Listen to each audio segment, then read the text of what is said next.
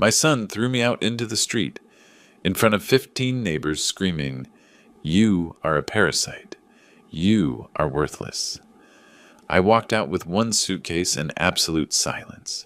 What he did not know is that the $8 million company he thought was his was still 100% in my name. Before we continue, subscribe to the channel. Hit the bell because we have new stories every day. Leave a like and tell us in the comments what city you are watching from. My name is David Miller. I am 64 years old, and for the last 2.5 decades, I built something I was proud of. A tech company valued at $8 million. But on September 28th, a Saturday afternoon, my life changed brutally in less than 10 minutes. I was in the living room of the house I shared with my son Daniel and his wife Jessica. I had lived there for 3 years after becoming a widower. Sarah, my wife, had passed away in July of 2019 after 42 years of marriage. Since then, Daniel insisted I move in with them. "Dad, you cannot be alone," he told me with a voice that back then I interpreted as filial concern. That afternoon I was reading when Daniel stormed in like a hurricane. His face was red with fury. The veins in his neck were bulging. Jessica came behind him with her arms crossed, and that cold look I had learned to recognize in recent months. "Enough!" Daniel shouted. "I am sick of supporting you. You are a freeloader who contributes nothing to this house." I froze. The words made no sense. I paid $1,200 a month for my room and expenses, a specific amount I'd insisted on giving from day one. But before I could respond, he continued, "You haven't worked in 5 years, living off what I built. The company is mine now, and you are nothing but a useless old man taking up space." Jessica nodded at every word. "We need this space for the future, baby," she added with a cutting voice. There was no baby. I learned that later. I tried to speak calmly. "Daniel, son, we can discuss this with—" "Do not call me son." He interrupted with a roar that made the pictures on the wall shake. "A real father would have put the company in my name years ago. But you, selfish as always, you cling to useless papers while I do all the work." I walked into the hallway looking for privacy for this conversation that was falling apart. That was when I realized the curtains were open, the windows too. On the street, 15 neighbors had stopped. Mrs. Higgins from the 4th floor, Mr. Henderson with his dog, the young couple from the 2nd floor. Everyone was looking up with expressions somewhere between surprised and ashamed to witness this.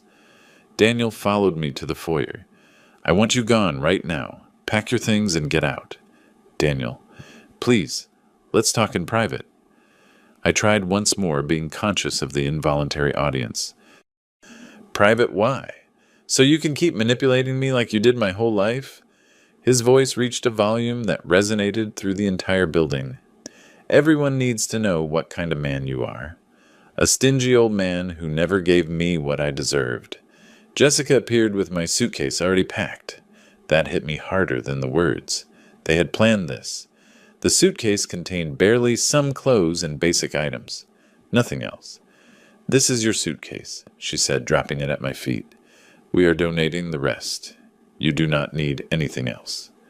I looked at my son. His eyes, which once reminded me of Sarah, were now those of a stranger full of rage and contempt. I searched his face for some trace of the boy I had raised, of the young man I had taught everything about the business. But I found nothing. I did not beg. I did not cry. Something inside me, a voice that sounded curiously like Sarah's, said to me, "Keep your dignity. Always keep your dignity." I took the suitcase. "Okay," I said with a calm I did not know I possessed. "I'm leaving. And do not come back." Daniel spat. "You are worth nothing. You were never worth anything." I walked toward the door under the gaze of 15 neighbors on the street. Some looked away in shame. Others looked at me with pity. I heard Mrs. Higgins murmur something about what a disgrace, but I did not know if she referred to me or Daniel. I went down the stairs slowly. Every step was a hammer blow to my chest, but I held my head high. upon leaving the building. Mr. Henderson approached. David, if you need anything, thank you. Henderson, I responded with a smile that cost me every ounce of strength. I am fine. That is a lie. I was not fine. I was destroyed, humiliated, but I was also something else. Lucid. Because what Daniel did not know, what Jessica did not know, what no one except my lawyer, Andrew, and my accountant, Lisa, knew, was that the $8 million company had never left my name. Not a single paper, not a single share. Daniel was an employee, an operations director with an excellent salary, but an employee in the end. As I walked toward the nearest hotel, my phone began to ring. It was Daniel. I did not answer. He called again. I ignored the call. And another one. And another. In total. That night I received 47 calls that I did not answer, because I had understood something fundamental in those 10 minutes of public humiliation. My son had not kicked me out of his house. My son had just made the biggest mistake of his life.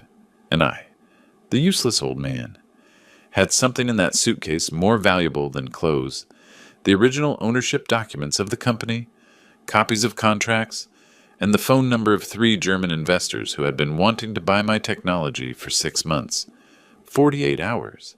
That was all I needed, in that hotel room, sitting on a bed that was not mine, with a suitcase containing barely the essentials. I did something I had not done in years. I remembered the beginning of everything. It was March of 1998. Sarah and I were 38 years old. We lived in a tiny apartment in the city with Daniel, who was 10 years old then. I worked as an engineer in a multinational corporation that paid me well, but it suffocated my soul.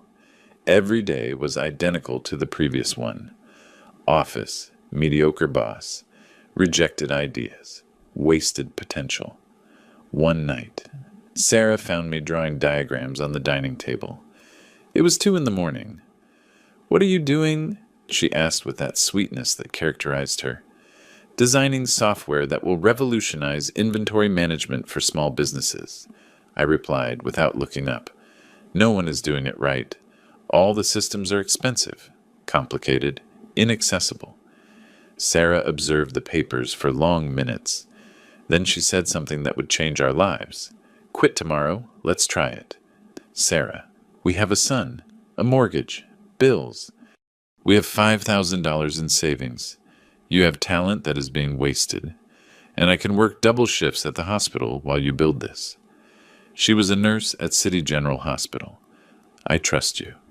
"David, I have always trusted you." I resigned that week, for 18 months. Sarah worked exhausting shifts while I programmed from our apartment.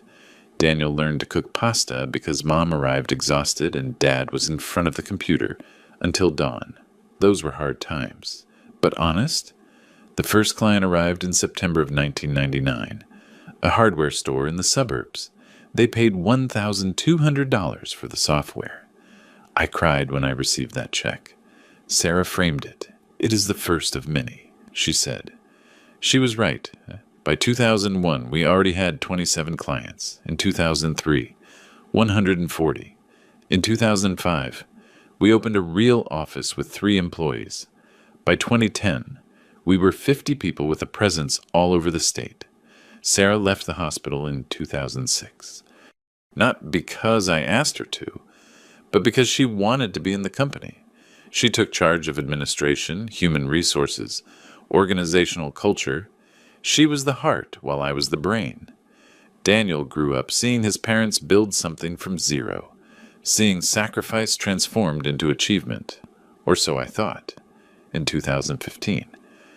Daniel was 27 years old. He had studied business administration, worked in 2 different companies, and one day he appeared in my office. "Dad, I want an advance on my inheritance, $500,000 to invest in a project." I was surprised. "Daniel, the company is worth millions, but that capital is reinvested. I do not have that liquidity available." "Then give me equivalent stock participation," he insisted. "It is my future too." Something in his tone made me uncomfortable. It was not a request. It was a demand. Son, when the moment comes, we will talk about succession. Now is not the time. When will be the moment? When you are 50 and you are 80, when it doesn't matter anymore. His frustration was palpable. Daniel, this is not about age, it is about preparation. He left, slamming the door. That night, Sarah and I talked until dawn. He is impatient, I said. He wants everything now without understanding the work it implies. Sarah, always perceptive, said something that back then I minimized. Daniel loves the results, not the process. He loves the money, not the work. Be careful. David. In 2018, 3 years after that conversation, Daniel returned, calmer, apparently mature. Dad, I want to work with you, learn from the inside, earn my place. I hired him as operations director with a salary of $4,500 a month. Generous, but fair for the position. He signed a standard labor contract. I never mentioned stock participation, because something, intuition perhaps, stopped me. He worked well the first year, managed clients, supervised teams, showed initiative, but I observed details. He arrived late, delegated without follow-up, promised without delivering. Sarah noticed it too.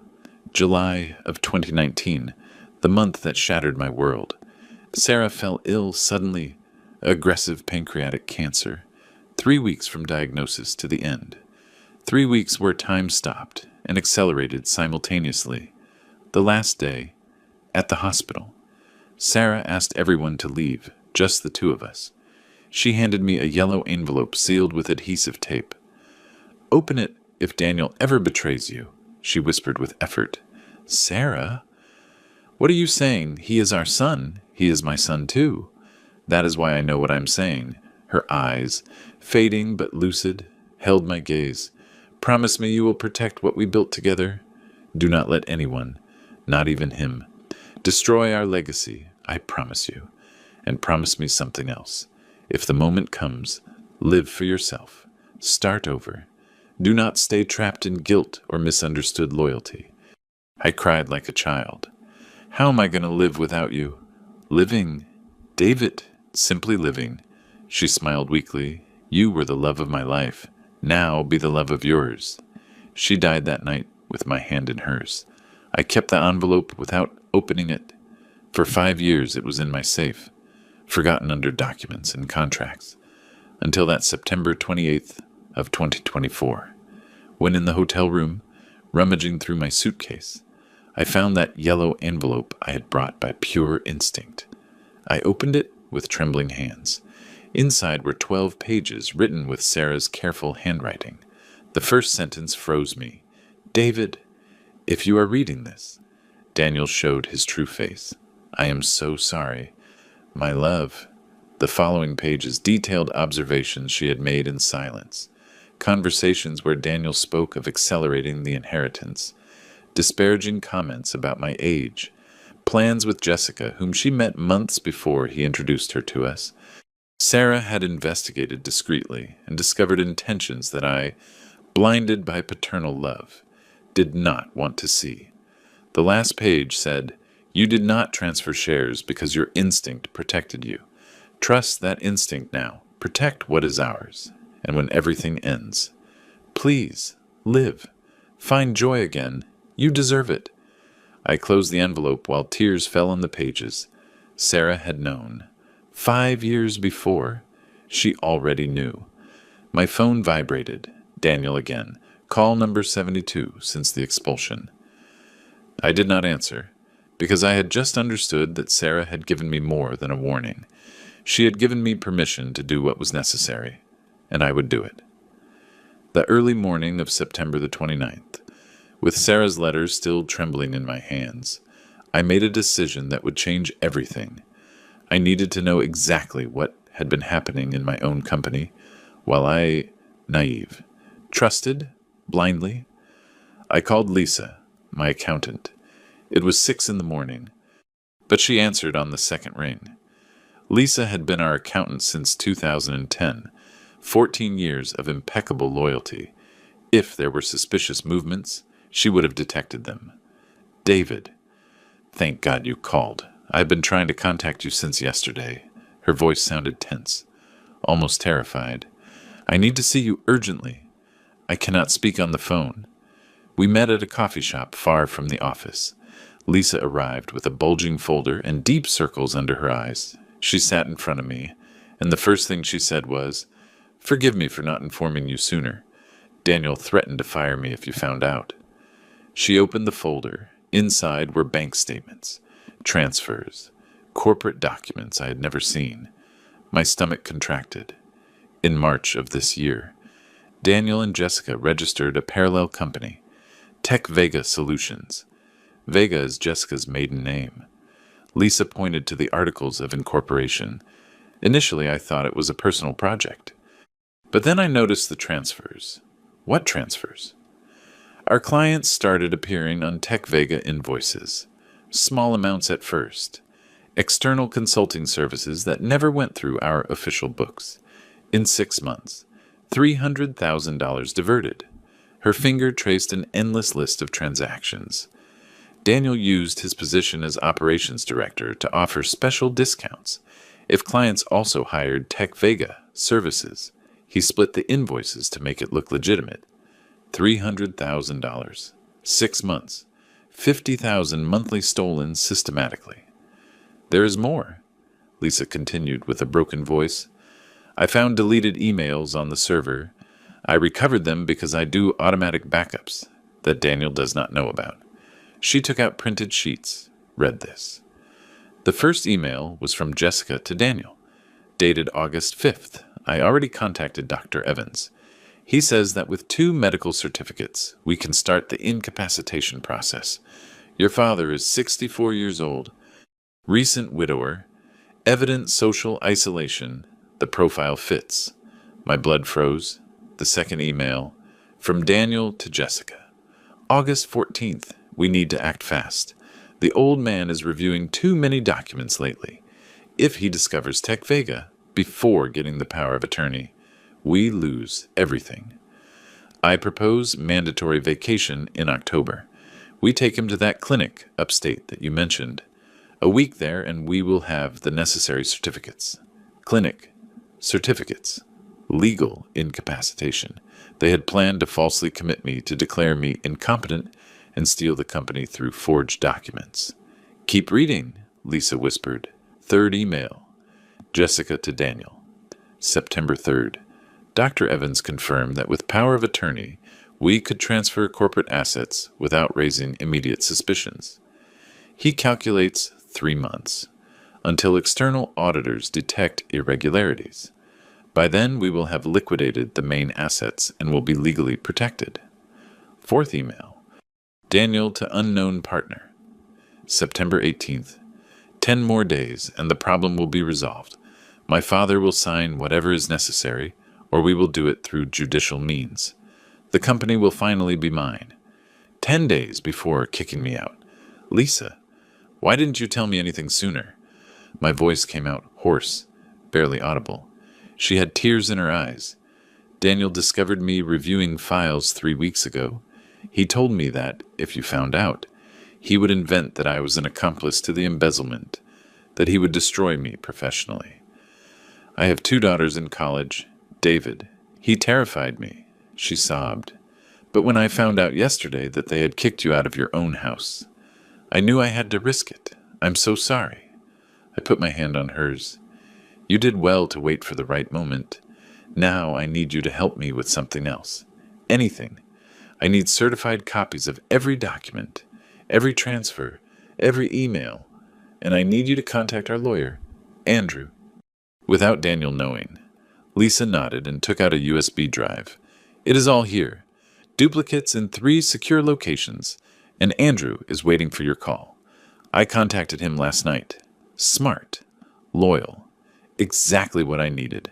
Andrew had been my lawyer since 2002. He was 67 years old. We met that same afternoon in his downtown office.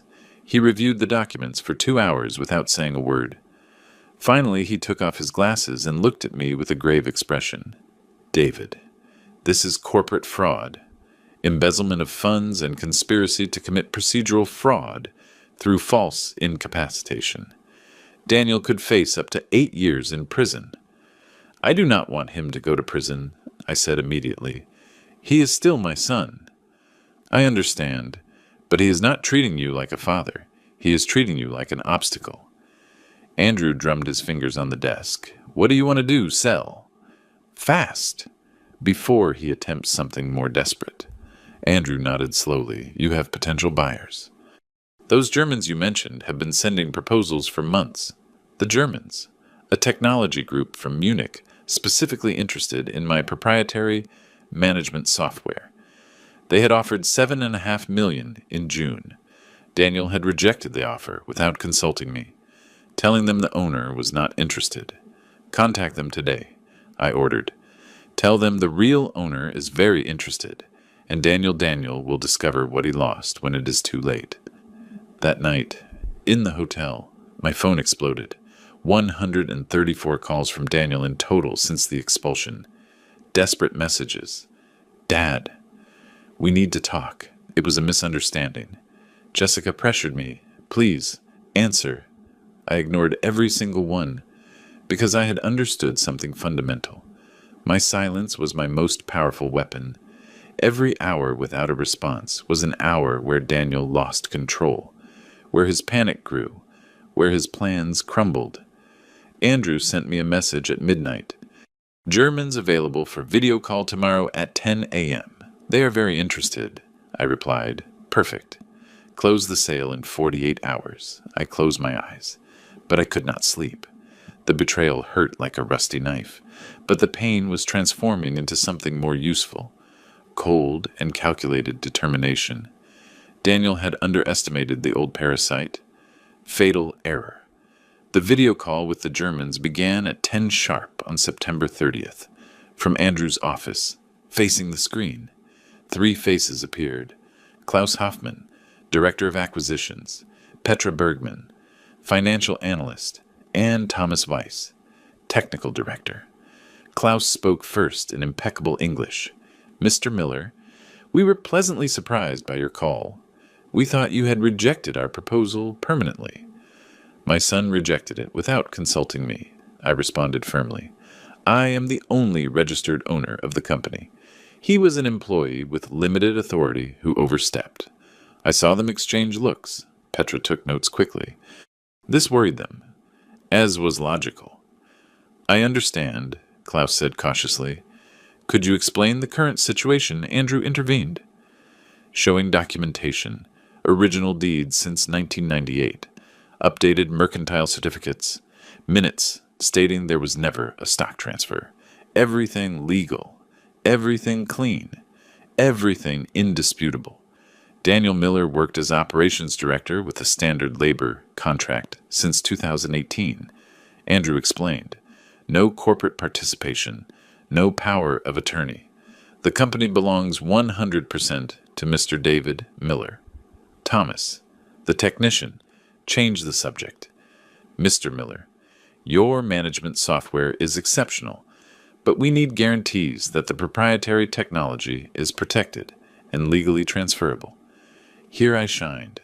I spent the next 2 hours explaining every algorithm, every innovation, every patent registered exclusively in my name.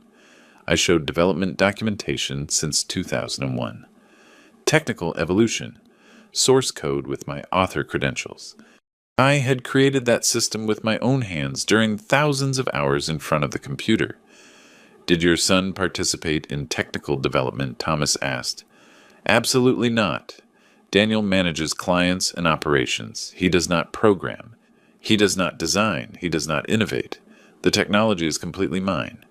Petra reviewed financial statements.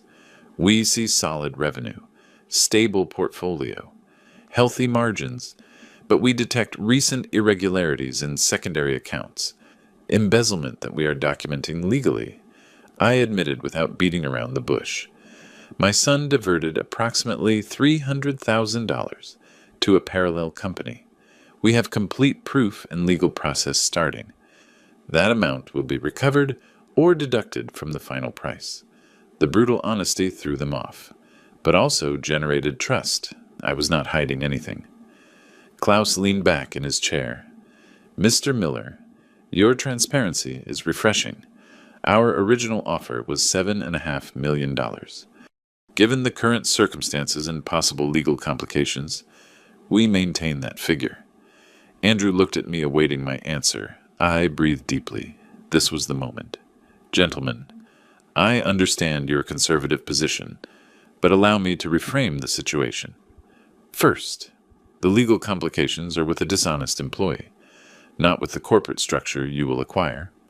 Second, I have signed contracts with 63 active clients, 17 in advanced negotiation that I will close before transfer. Third, my software has scaling capacity that you have barely explored. I opened a presentation I had prepared during the early morning. I showed realistic projections of European expansion, integrations with German systems, untapped market potential. They were not fantasies. They were solid technical analyses based on real research. My technology is worth more today than 4 months ago when you initially offered. Clients are growing. Demand is increasing. The competition continues offering inferior products. You are not buying a company in trouble. You are buying a company ready to explode under proper management. Thomas nodded slowly. The numbers are convincing. My price is $8 million, I declared with a firm voice, non-negotiable. And I close in 36 hours, or I look for other buyers. Tense silence. Klaus consulted something off camera. Petra calculated on her computer. Thomas reviewed technical notes. We need to consult with our board of directors, Klaus said finally. You have until tomorrow at this same time. I replied, standing up. Then I consider other options. I cut the video call. Andrew looked at me stunned. David, you risked a lot. They could reject. They won't. They have been chasing this technology for a year. They know it is unique. I was right. 5 hours later, Klaus called personally. We accept. $8 million. Transfer in 2 parts. $4 million upon signing preliminary contracts. $4 million upon completing legal transfer. Perfect. Prepare documentation. I hung up and allowed a smile to cross my face for the first time in days. While Andrew coordinated lawyers, notaries, and managers, Lisa worked from the shadows. She copied every relevant corporate file to secure servers. She documented every fraudulent movement of Daniel with surgical precision. She prepared a complete dossier for delivery to authorities, if necessary. My phone kept vibrating constantly. Daniel had called 98 times in 2 days. His messages evolved from conciliatory to desperate. Dad, please, I need to talk to you urgently. There is a terrible misunderstanding. Jessica manipulated me. Too late, too little, too fake. On October 1st, the German lawyers arrived in Chicago. Exhaustive review of corporate documentation, contracts, patents, assets.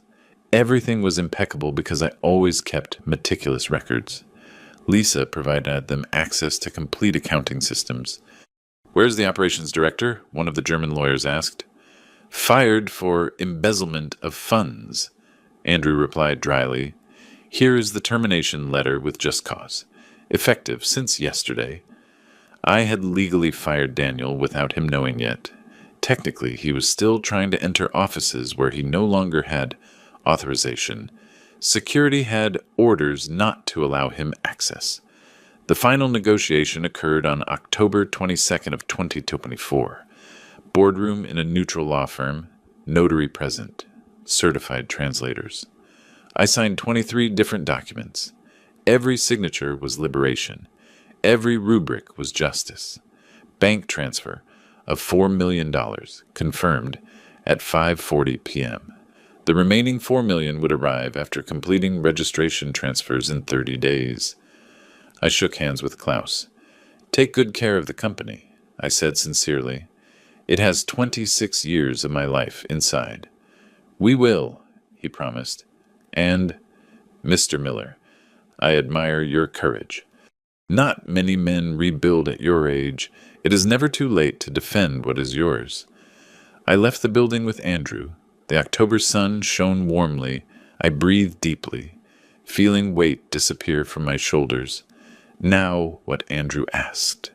Now Daniel discovers what he lost. On the morning of October 23rd, Daniel discovered the truth in the most brutal way possible, trying to access corporate bank accounts, according to what Lisa told me later. He arrived at the office at 8:30, confident, oblivious to everything. He tried to enter the banking system and found access blocked. He called the bank directly. "Good morning. I need information about my company accounts. Your name and relationship to the company," the bank executive asked. "Daniel Miller, Operations Director." Long pause, typing on a computer. "Mr. Miller, you no longer appear as authorized on any account. The only valid signatures are Mr. David Miller and the new corporate owners." "New owners? What are you talking about?" "The company was transferred yesterday. I cannot give you more information. Good morning." Lisa said Daniel stood paralyzed for 5 full minutes. Then he began to scream. He called managers, accountants, assistants. No one had answers because no one knew anything except her. And Lisa feigned ignorance perfectly. Finally, he called me. It was call number 102 since my expulsion. This time, I answered. "What did you do?" His voice was a mix of panic and rage. "What the hell did you do?" "Good morning, Daniel. Do not give me formalities. Did you sell the company?" "You could not do that without consulting me." "I could, and I did. I am the sole legal owner. You were an employee. You aren't anymore. By the way, you received a termination letter yesterday for embezzlement." Stunned silence. Then explosion. "Are you crazy? That company is mine. I worked 6 years there as a salaried employee who stole $300,000. Lisa has every transaction documented. You are going to regret this," he threatened with a trembling voice. "My lawyer will destroy you. I am going to take back what belongs to me. I expect you at Andrew's office at 3 in the afternoon. Bring your lawyer. Bring Jessica. We will speak civilly." I hung up before he could answer. At 3 o'clock sharp, Daniel burst into Andrew's office like an uncontrolled hurricane. Jessica came behind, dressed elegantly but with a hard expression. Behind them, a young lawyer who seemed uncomfortable. "I demand explanations," Daniel barked as soon as he entered. "Sit down," I said with glacial calm, which clearly threw him off. They sat. Andrew placed a thick folder on the table. I took out an identical one from my briefcase. "Before you start with legal threats, let's review some facts." I started methodically. First, the company was always 100% mine. Here are the original deeds, commercial registries, notarized minutes. I never transferred a single share. Daniel opened his mouth, but Andrew interrupted him. "Let him finish, or this meeting ends now," I continued. "Second, you were hired in 2018 as an employee with a monthly salary of $4,500. You signed a standard labor contract that specifically states you do not receive stock participation. Your signature is here." I showed him the contract. His face paled. "Third, in March of 2024, you and Jessica registered Tech Vega Solutions, a shell company to divert clients and funds from my company. I slid bank statements toward him. $300,000 in 6 months. Corporate fraud documented transaction by transaction." Jessica finally spoke. "That is a lie. That company offers legitimate complimentary services." "Complimentary."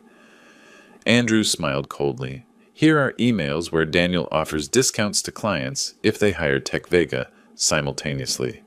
Use of privileged information, conflict of interest, direct embezzlement." Daniel's lawyer reviewed documents with an increasingly somber expression. "Fourth," I continued, relentless, "and this is the gravest part. You plan to falsely commit me to a psychiatric clinic to obtain fraudulent mental incapacity certificates." I took out the printed emails, the one from Jessica mentioning Dr. Evans, The one from Daniel talking about mandatory vacations upstate. The complete interdiction plan detailed step by step. This constitutes attempted procedural fraud, conspiracy to commit kidnapping and falsification of medical documents, Andrew said with a hard voice. These are criminal offenses with up to 10 years in prison. Daniel's lawyer dropped the papers. Mr. Miller, I need to speak with you in private. There is nothing private here, Daniel shouted. This is invention, manipulation. Is your signature an invention? I asked, pointing to the emails. Is your corporate email address? Manipulation. Lisa recovered everything from the server before you could delete it. Jessica stood up abruptly. We had the right. You were blocking your own son's future. You forced us to take measures. Measures stealing. Falsely committing me. Those are your measures. My voice rose for the first time. I gave you dignified employment, generous salary, opportunities, and this is what I get. You owed me that company, Daniel exploded, hitting the table. I am your son. My inheritance. I worked 6 years waiting for you to give me what I deserved.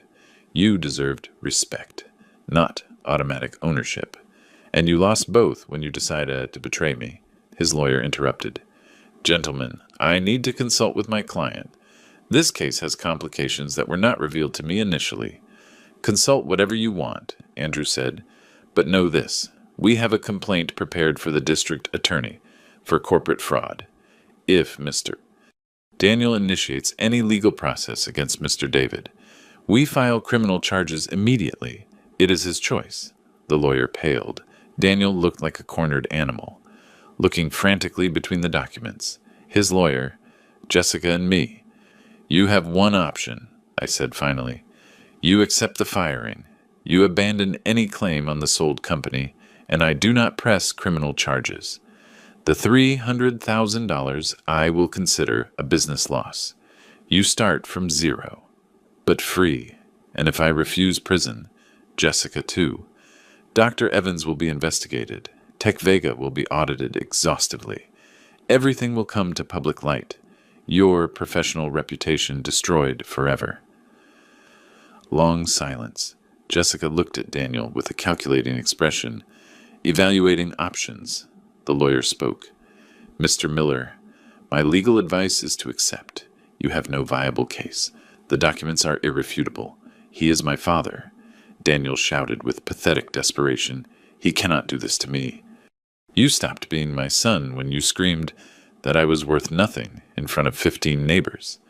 I replied, standing up. Now you are simply someone who made grave mistakes and must face consequences. You have until tomorrow to decide. Andrew, we are finished here. I left the office without looking back. Behind, I heard Jessica hiss something to Daniel, his lawyer speaking urgently, chairs dragging outside, under the October sun. I breathed deeply. My phone showed the 134 ignored calls accumulated. I deleted them all at once. They no longer mattered. Daniel had lost. I had won. But oddly, I did not feel triumph. I felt a strange emptiness, as if closing a painful but necessary chapter of my life.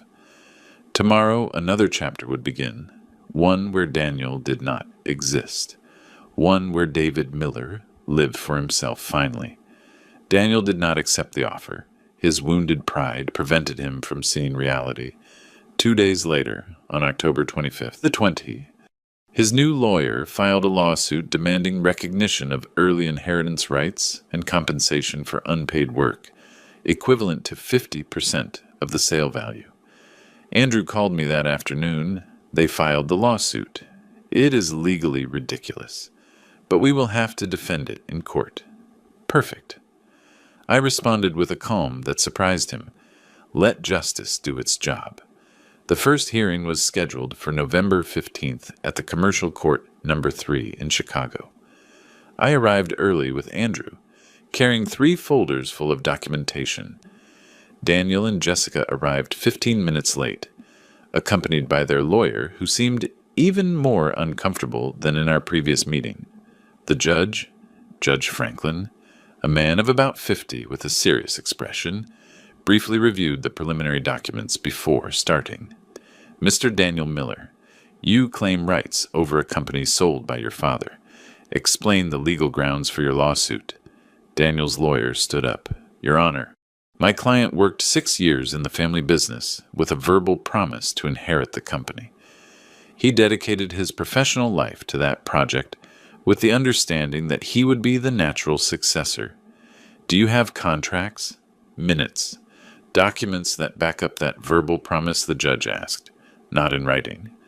Your Honor, but it is custom in family businesses that— Custom is not law, the judge interrupted dryly. Anything else?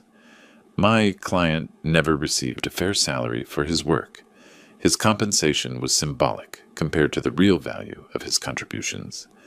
Andrew stood up. Your Honor, here are the labor contracts signed voluntarily by the plaintiff. Monthly salary of $4,500 increased annually plus performance bonuses. Total accumulated in 6 years, $340,000 in direct compensation. He handed over certified copies. The judge reviewed them carefully. $4,500 a month is a very generous salary for an operations director in a company of that size. The judge observed. Did you sign these contracts freely? Mr. Daniel Miller. Yes, but under family pressure. And did you have a lawyer present when signing? No. But did they prevent you from seeking legal advice before signing? No. However, enough. The judge moved to other documents. I see here that the company was founded in 1998. 26 years before this lawsuit.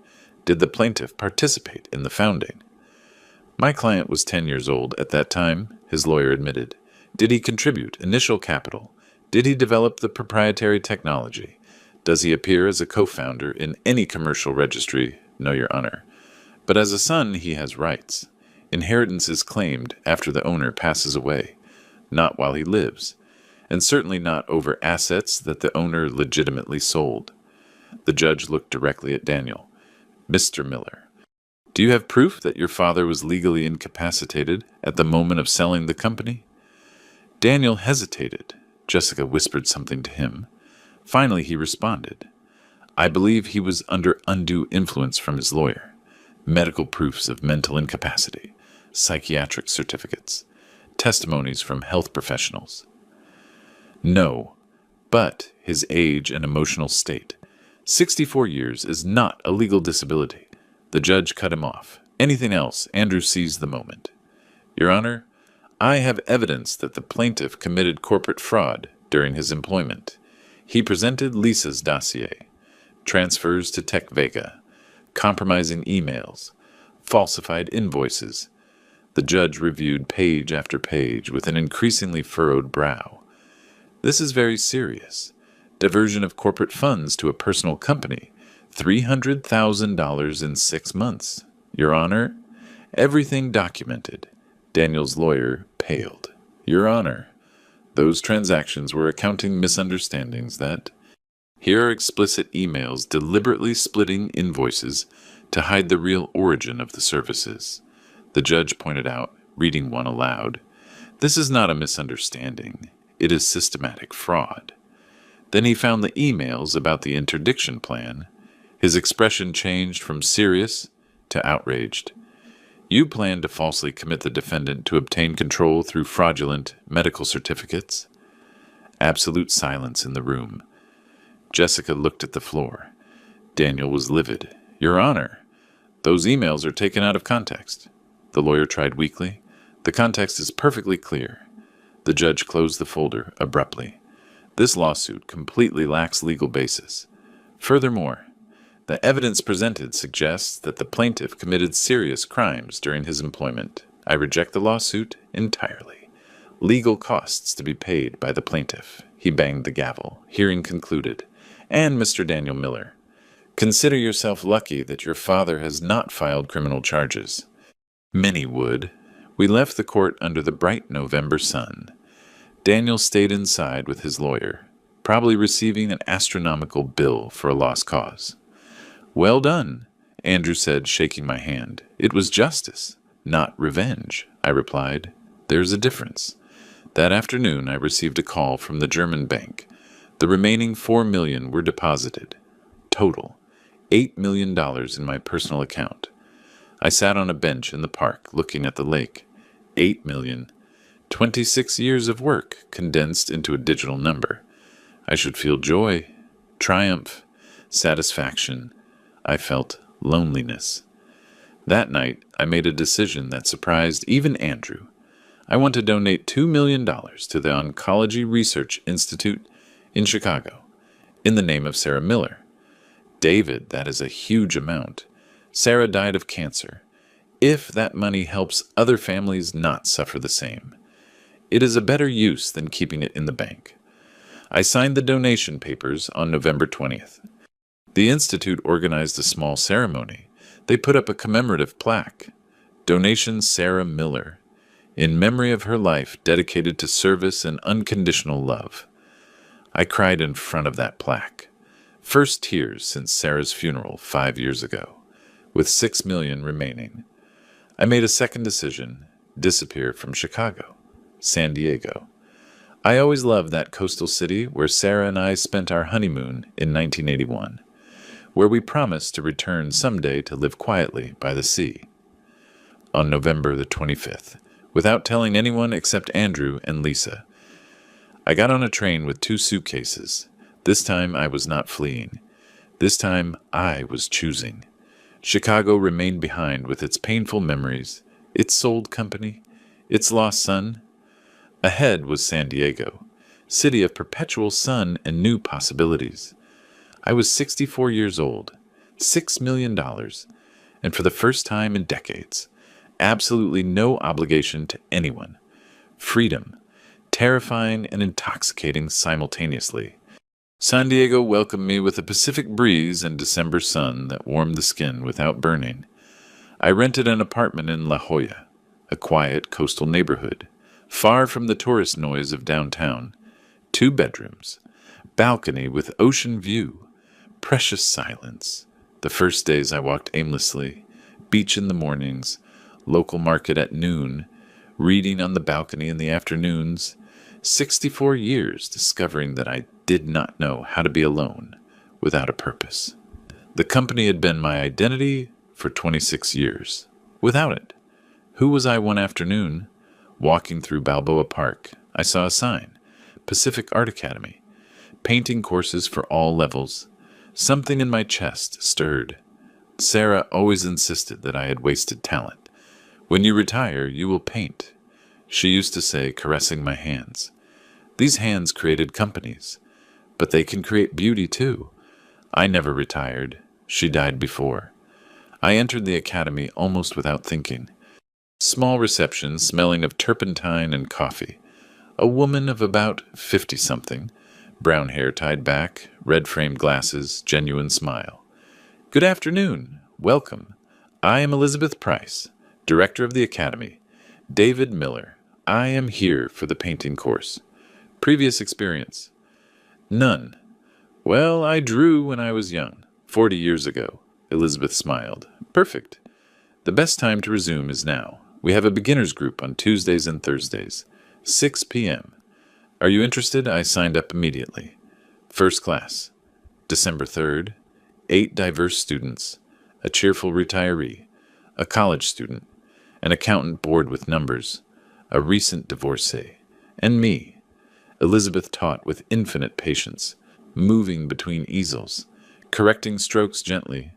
Do not look for perfection. Look for expression, she repeated. Painting is honesty, captured in color. My first attempts were clumsy disasters, twisted perspectives, muddy colors, palpable frustration. But Elizabeth always found something salvageable. Look how you captured the light here. That cannot be taught. It is felt. After classes, some students went for coffee nearby, simple conversations about techniques, favorite artists, daily life. No one asked what I did for a living. No one investigated my past. I was simply David, older man learning to paint. Elizabeth joined occasionally. I discovered she was a widow for 3 years, retired art teacher who opened the academy to keep her hands busy and her heart entertained. In her words, she had an easy laugh, firm opinions about Picasso, overrated, and passion for Sargent. That man understood light. One afternoon, working on a particularly frustrating still life, I murmured. My wife insisted I could do this. I'm not sure she was right. Elizabeth approached. Passed away 5 years ago. Cancer. I am sorry. My husband, too. Car accident. Pause. She was right about your talent. You just need to trust your instincts. Something in her tone, understanding without pity, comforted me deeply. While my personal life flourished discreetly, my finances demanded attention. 6 million inactive in the bank was waste. But I did not want traditional investments. I wanted impact. I contacted managers specialized in ethical investment. I am looking for small startups with honest founders, sustainable projects, real social impact. I'm not interested in maximizing profits, but generating change. They presented 12 projects. I chose 5. App to connect local farmers with consumers. Tech recycling company. Educational platform for rural areas. Training center for unemployed people over 50. Community solar energy cooperative. I invested $3 million distributed among them, not as a silent investor, but as an active mentor. Monthly meetings, strategic advice, useful connections. These young entrepreneurs reminded me of myself 30 years ago. Idealistic, but inexperienced. Passionate, but needing guidance. While I built a new existence in San Diego, Daniel faced total collapse in Chicago. Lisa kept me informed discreetly. Daniel tried to keep up appearances after losing the lawsuit, but financial reality crushed him quickly. The house where he lived was mortgaged in his name, but the monthly payments were $2,300, which his new salary as an insurance salesman barely covered. Jessica, discovering that the $300,000 diverted evaporated in luxuries, designer bags, trips to the Maldives, expensive jewelry she bought herself, abandoned him, literally packed, and left one November night without saying goodbye, without the income of Tech Vega director, without the stolen funds, without my support. Daniel began delaying mortgage payments, then basic services, then everything, desperate to maintain an image of success. He made a fatal mistake.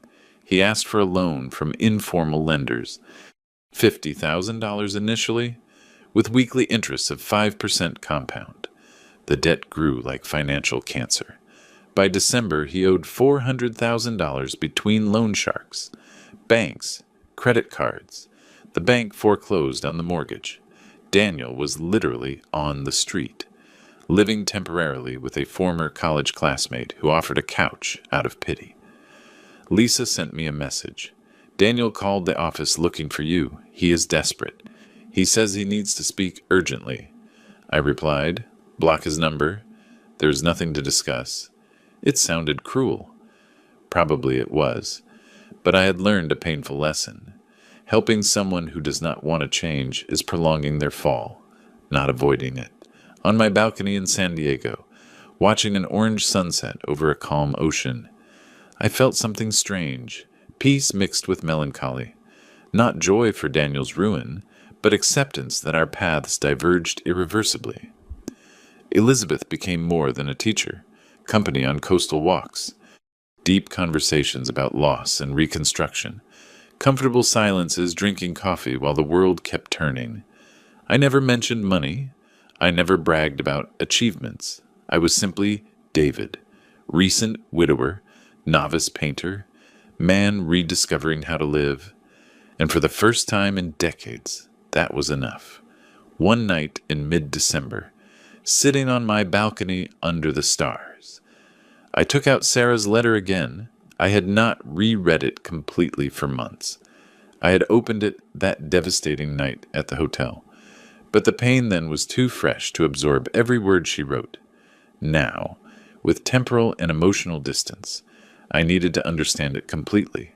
The first page began with a date, July 15th of 2019, 3 days before her death. Her handwriting, usually firm and elegant, trembled slightly in certain strokes. Effect of medications or physical weakness, I supposed. David, my eternal love, if you read this. It means our son finally showed what I feared for years. It gives me no pleasure to be right about this. Believe me, a mother always wants to be wrong when she suspects the worst of her child. I continued reading with a lump in my throat. I started noticing worrying changes in Daniel during 2014 when he was 26 years old. He came to visit us one Sunday, I remember exactly. June 8th. We were talking in the garden about his work at that consultancy. You mentioned casually that the company was worth $3.5 million then. I saw how his eyes lit up, not with pride for your achievement, but with cold calculation. He asked immediately, "When do you plan to retire?" Dad, it was not a casual question. It was a schedule evaluation. Pause to breathe. The ocean sounded soft under my balcony. A year later, in 2015, came the request for inheritance advance. $500,000. You consulted me that night, anguished because you wanted to help him, but something stopped you. Is it normal to ask for that? At 27? You asked. It was not. I investigated his investment project discreetly.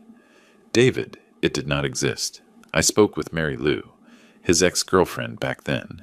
She confessed that Daniel had online gambling debts, $80,000. The $500,000 were to pay that and finance an unsustainable lifestyle. I did not know any of this. Sarah never told me directly. I did not tell you because you decided to deny him the money by your own instinct. I preferred you to trust your judgment without my influence, but I began observing more carefully. The following pages detailed minute observations over 4 years. Phone conversations Sarah heard by chance, where Daniel spoke with friends about hoping the old man retires once and for all. Sarcastic comments about my age during family scenes that she noticed, but I ignored. Sudden visits to our house, always coinciding with conversations about wills or estate planning. In April of 2018, when he asked you for a job in the company, I thought he had finally matured. But I heard a phone conversation of his from our study. He was speaking with someone named Mark. He said textually, "I am getting in from the inside. In 2 years, I convinced the old man to sign the transfer. You know how he is. Sentimental and weak. It will be easy." Daniel laughed when saying that. He laughed at you. Hot tears rolled down my cheeks. I confronted him the next day. He denied everything, said I misunderstood. But his eyes told me the truth. In that moment, I knew that someday he would betray you, gravely. I began preparing to protect you. Sarah had secretly contacted Andrew in May of 2018. She asked him to review all corporate documents to ensure nothing was in a shared name. She verified that Daniel's labor contracts were legally armored against future claims. She had even left notarized instructions that, if he tried to medically interdict me, previous certificates of mine of impeccable mental health were to be presented automatically. I did all this in silence because you are too good, too trusting. You see the best in people, especially in those you love. It is one of the reasons I love you so much, but it is also a vulnerability that others can exploit. Page 7 contained observations about Jessica. Sarah had investigated her too. Jessica Vega appeared in November of 2017. Daniel introduced her to us at Christmas that year. Something about her made me uncomfortable immediately. Too interested in financial details during casual conversations, questions about properties, investments, retirement plans disguised as superficial courtesy. I hired a discreet private investigator. Jessica had been previously engaged to a 52-year-old businessman, owner of a hotel chain. She broke the engagement abruptly when he lost important contracts. Clear pattern. My wife had been a detective without me knowing. I did not tell you anything because I did not have solid proof of specific plans, only worrying patterns. But I write this so you know, when they betray you, and they will, It was not your failure. You were a loving father, generous employer, patient mentor. Some people simply choose greed over gratitude. Final pages were specific instructions. When this happens, do not sink into guilt or paralyzing sadness. You did everything right. They chose wrong. Protect what is ours legally, financially, emotionally. But afterwards, David, afterwards, live. Do not lock yourself in pain or bitterness. We were happy 42 years. Honor that happiness by being happy again. Find company if you wish. Laugh, travel.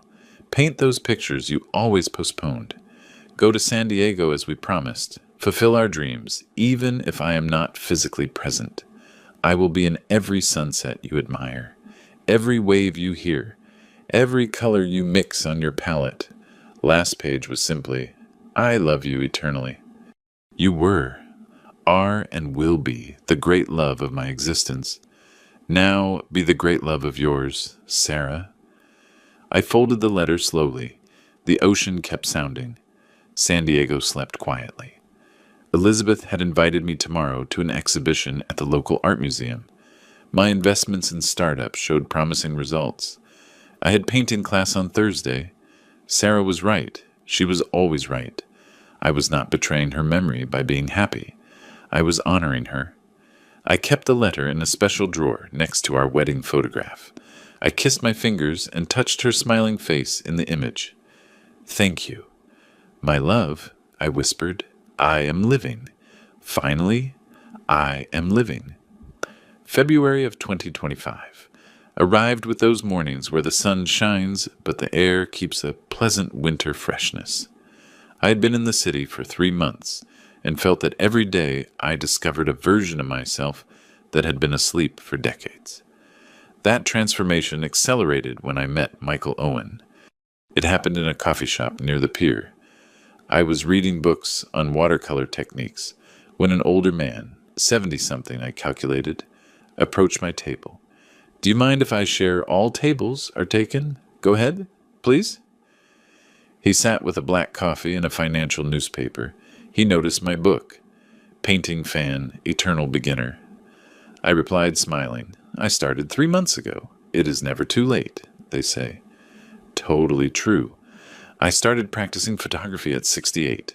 Now I am 71 and participate in local exhibitions. He extended his hand. Michael Owen. David Miller. The conversation flowed naturally. Michael had been a textile businessman for 40 years. He built a modest but solid empire in Phoenix until his 2 partners, men he trusted blindly, betrayed him through complex legal maneuvers. They stole 60% of the company, using contractual loopholes that he, trusting, never foresaw. I lost almost everything, he said without bitterness, only acceptance. Legal battles for 3 years. Finally, I sold the remaining 40% and moved here. I decided San Diego would be a place to rebuild, not lament. I told him my story, not all details, but enough. Company sold after family betrayal. New beginning at 64. Search for purpose beyond money. Michael listened attentively. When I finished, he nodded thoughtfully. You know what is missing in this country. Real support for businessmen over 60 who want to reinvent themselves. All investment funds look for 25-year-olds with tech ideas. No one invests in a 65-year-old man with 40 years of experience, but needing capital to start something new. Something clicked in my mind. What if we do it? Do what create a specific fund for senior businessmen, people with experience, contacts, knowledge, but without financial resources after divorces, bankruptcies, betrayals. Michael's eyes shone. It would be revolutionary. During the following weeks, we met almost daily. We designed the complete structure. Investment fund focused exclusively on entrepreneurs over 55 years old. We were not looking for tech unicorns. We were looking for solid businesses, sustainable, led by experienced people frequently ignored by the traditional financial system. I invested $2 million. Michael contributed $800,000. With $2,800,000, we legally established the Senior Renaissance Fund in March of 2025. Criteria were strict, but human. Demonstrable experience in the proposed sector, realistic business plan, personal commitment of the entrepreneur, positive social impact. We did not demand impossible mortgage guarantees. We demanded honesty, work, and responsibility. First investments arrived in April. A 58-year-old woman, former bank manager fired due to cuts, wanted to open financial consultancy for divorced women. We gave her $80,000. A 64-year-old man, master carpenter forced into retirement, dreamed of an artisan workshop combining traditional techniques with modern design. $100,000. A 62-year-old couple, former owners of a restaurant ruined by the pandemic, wanted to reopen with a sustainable concept. $120,000. By June, we had financed 9 projects, all prospering, while the fund grew. My relationship with Elizabeth evolved naturally. It was not a soap opera romance. It was deep friendship, transforming gradually into something more meaningful. It started with conversations after painting classes extending until midnight. Then Sunday walks along the boardwalk. Then short trips. Santa Barbara in May, Napa in June, Sonoma in July. Elizabeth took photos while I painted clumsy but honest watercolors of landscapes. "You have an interesting eye," Elizabeth commented, reviewing my notebooks. "Not perfect technique, but you capture the emotional essence of places. That is more valuable." "You taught me to see differently," I replied sincerely. "No, I simply gave you permission to trust what you always saw." In July, Elizabeth suggested something unexpected. "Have you considered photography? It would complement your painting. Different media, same search for beauty." I bought a professional digital camera days later. I discovered immediate passion. Photography was immediacy, where painting was patience. Both completed me. Elizabeth and I became inseparable without defining labels. We were not formal boyfriend and girlfriend. We were two widowed people finding company, complicity, and renewed affection, in a stage where society expects us to simply wait for the end. We rejected that expectation. While my existence flourished, Daniel's collapse was completed. Lisa wrote to me in August. Jessica left Daniel definitely. She discovered that, besides losing everything, he contracted debts with illegal lenders. $400,000 accumulated. She literally fled, changed phone, blocked social media. Daniel remained alone with unpayable debts. I felt neither joy nor satisfaction. I felt a strange emptiness. This man, destroyed financially and emotionally, was technically my son. But it was also a stranger who chose betrayal over loyalty. "Is he still trying to contact you?" Lisa asked. "Not anymore. He stopped calling 2 months ago." Tacit silence. Daniel had finally understood that the bridge was burned irreparably. He worked selling insurance for a small company. Basic salary of $1,400 a month. He lived in a rented room, sharing an apartment with 3 strangers. The lenders pursued him legally. His life was daily survival, nothing more. Part of me, a small but real part, wanted to help. But I remembered Sarah's letter. Some people only learn when they face the full consequences of their choices. Daniel chose. Now he lived that choice. In September, Senior Renaissance Fund had helped 23 entrepreneurs. 19 projects were functioning successfully. 3 had failed, but learning valuable lessons. 1 had exceeded all expectations, generating jobs and expanding regionally. Michael and I did not just invest money. We mentored actively, connected entrepreneurs with each other, shared experiences, warned about mistakes we made decades ago. "We are changing lives," Michael said one afternoon. "We are demonstrating that 60 is not the end, but a potential beginning," I corrected. Elizabeth organized my first small photography exhibition at her academy for October. 15 images of the coast captured during our trips. Title: New Looks from Old Eyes. I sold 3 photographs. Profits: $450 that I donated completely to the fund. I did not need money. I needed purpose, and finally, I had found it. October of 2025 arrived with unusual rain. I had turned 65 in August, celebrating discreetly with Elizabeth, Michael, and friends from the investment fund at a restaurant by the ocean. 1 exact year since that sale that changed everything. I was photographing seagulls at the pier when my phone vibrated. Unknown number. I almost ignored the call, but something made me answer.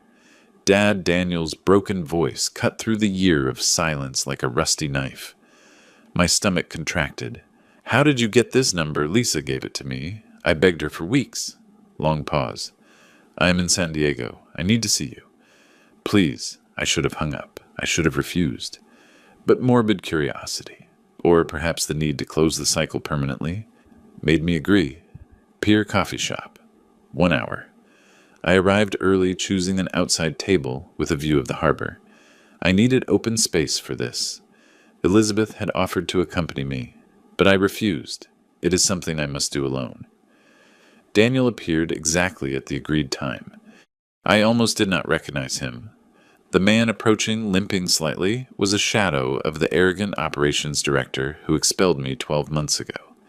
He had lost probably 30 pounds, cheap and worn clothes, messy hair with premature gray hairs I did not remember, deep circles under his eyes, trembling hands. He sat in front of me without asking for permission. "Thank you for coming." I did not respond. I simply observed him with clinical distance, like an entomologist studying a specimen. "I know I do not deserve even a minute of your time," he began with a hoarse voice, "but I need you to listen. I need you to understand." Understand what, exactly? That I was wrong. Terribly wrong. Tears began rolling down his cheeks. "Jessica manipulated me. She convinced me that I deserved more, that you were stealing my future. Jessica did not force you to plan my forced commitment. Jessica did not steal $300,000. Jessica did not scream parasite at me in front of 15 neighbors." He shrank, as if the words were physical blows. "You are right, absolutely right. It was me. It was all my decision." Waiter approached. I ordered a black coffee. Daniel asked for water. He did not have money for more. I supposed. "Why are you here?" "Daniel?" "Because I lost everything. Absolutely everything. The apartment, Jessica, friends, dignity. I work selling policies for a miserable commission.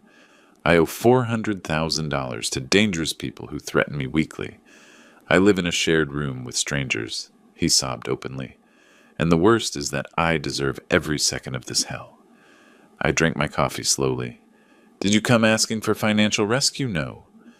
He shook his head, frantically. "I came asking for forgiveness. I came telling you that you were right about everything. That Mom was right about me. That I am exactly the failure she feared. Did you know your mother left me a letter before dying?" His face paled. "What 12 pages detailing every alarm signal she observed for years? Your obsession with money. Your gambling debts that you hid. Your conversations where you laughed at my naivety. She knew who you were before I accepted seeing it." Daniel covered his face with his hands. "My God, Sarah loved you. But she also knew you. And she protected me, even from her deathbed." Heavy silence fell between us. Seagulls squawked. Tourists walked by laughing. The world continued indifferent to our private drama. "Is there anything I can do?" he asked finally with a voice barely audible. "Any way to repair? Even a fragment of what I destroyed." I considered the question honestly. "You can live differently. Work honestly. Pay your debts gradually. Build the character you never had. But do it for you, not waiting for my approval or reward. And us, is there a possibility of—" "No." The word came out firm, without hesitation. "That bridge was burned Completely.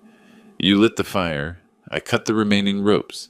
There is no reconstruction possible. But I am your son. You are an adult man who took adult decisions with adult consequences. Shared blood does not erase conscious betrayal. He broke completely. He cried with sobs that shook his thin body. A tiny part of me, ancestral echo of fatherhood, wanted to console him, but that part no longer dictated my actions. Daniel, I learned something fundamental this year. I can live without you. In fact, I live better. I have peace I never had with you nearby. Purpose that I built independently. Company that values honesty over opportunism. I cannot live without you. He whispered. Yes, you can. You just need to learn how. Just like I learned. I got up leaving enough bills to cover both consumptions. The crucial difference is that I chose to live fully.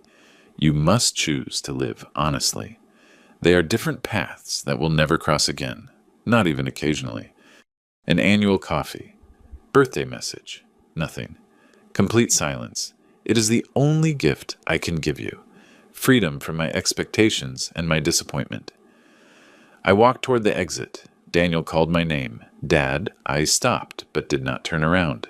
I love you. Despite everything, I love you. I breathed deeply. I loved you too. Past tense. Goodbye. Daniel.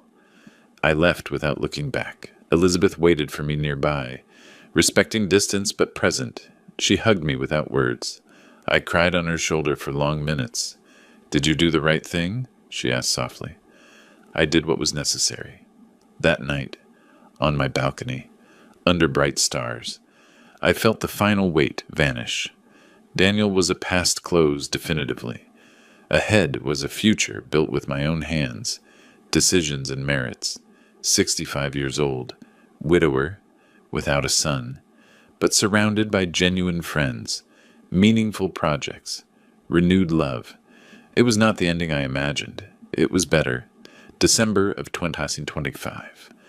A year and 3 months since that public humiliation that paradoxically became my liberation. I am sitting in the Contemporary Art Gallery in downtown San Diego. The exhibition is titled Rebirths, Views from the Second Half. 30 photographs of mine capturing faces and moments of entrepreneurs, from the fun Michael and I created. Every image tells a story of resilience, reinvention, courage. Elizabeth is next to me, her hand resting naturally in mine. We did not make a dramatic announcement about our relationship. It simply happened, organically, as important things should happen. We are partners in a deeper sense. Two people who lost a lot, but chose to build again instead of giving up. That is my favorite, she says, pointing to a photograph of Ramon, a 64-year-old carpenter whose artisan workshop now employs 6 people. In the image, his weathered hands hold a piece of wood, carved with exquisite detail. Natural light illuminates every wrinkle, every scar, every story contained in those hands. Hands, honest, are always beautiful, I reply. The exhibition attracts 50 people. We sell 17 photographs. Complete profits go to the fund. I do not need money. I need impact. Michael approaches with a glass of wine. 26 entrepreneurs now. We just approved 3 more projects. Artisan Bakery, led by a 61-year-old woman. Human Resources Consultancy for Small Businesses, directed by a 57-year-old former manager, and a language school specializing in seniors. We are changing the narrative, I say, demonstrating that experience is worth as much as youth. More, Michael corrects smiling, because it comes with painfully earned wisdom. I received a message from Lisa 3 weeks ago. Daniel continues working honestly. He sold an important policy that generated a commission of $4,000. He used it all to pay debts. He lives austerely, without luxuries, without shortcuts. Finally, learning a fundamental lesson. Dignity is built with sustained effort. It is not inherited, nor stolen. I did not answer the message. His path is no longer my responsibility. I think frequently about those 26 years building a company from scratch with Sarah. They were extraordinary. But these last 14 months, rebuilding from emotional ruins, have been revealing in a different way. I learned that identity should not be tied exclusively to professional achievements or family roles. Identity is a daily choice to live authentically. Sarah would be proud, not for the money kept or revenge executed, but for the life chosen afterwards. I fulfilled every instruction of her letter. I protected our legacy.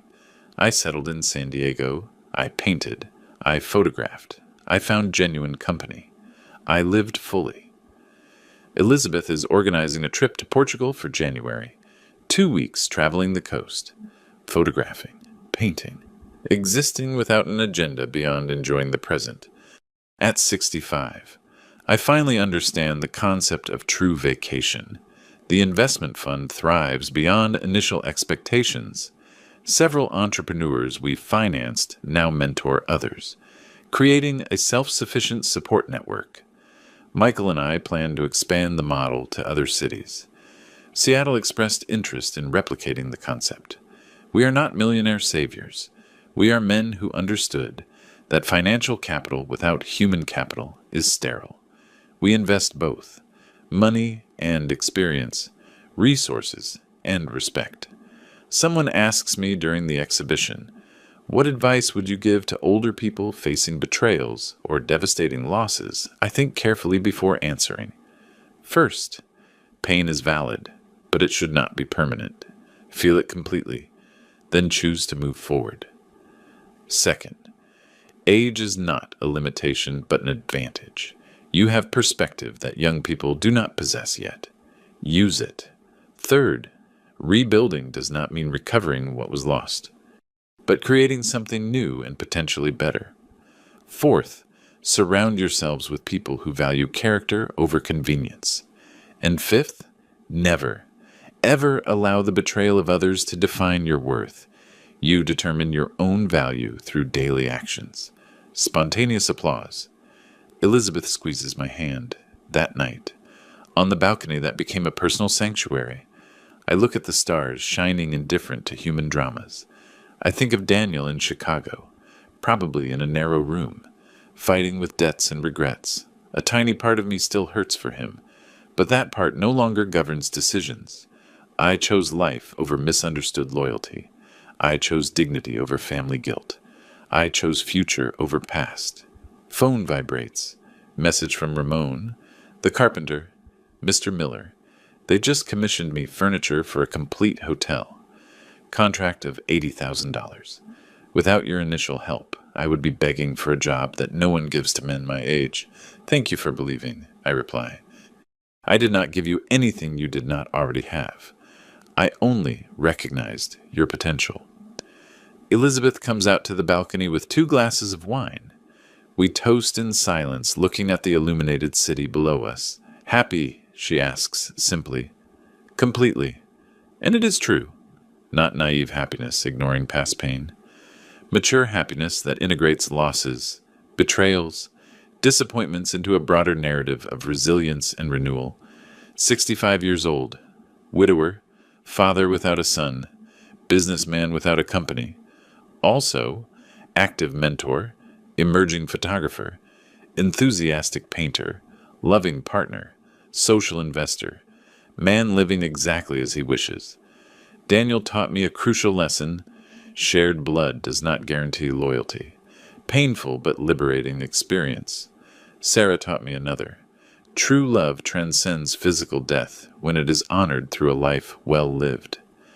Elizabeth is teaching me a third. It is never too late for authentic connection based on mutual respect. And I finally learned the most important one. Dignity is not inherited nor given away. It is conquered daily, choosing integrity over convenience, courage over conformity, growth over stagnation. The story began with humiliating expulsion. It ends with chosen liberation. Not all endings are happy, but some, the ones honestly earned, are deeply satisfying. I toast with Elizabeth under the stars, grateful for the betrayal that finally forced me to live for myself? Sometimes, losing everything is the only path to finding the essential. If you like this story, like the video, subscribe to the channel, and share your impressions in the comments. To listen to the next story, click on the box on the left. Thank you for watching.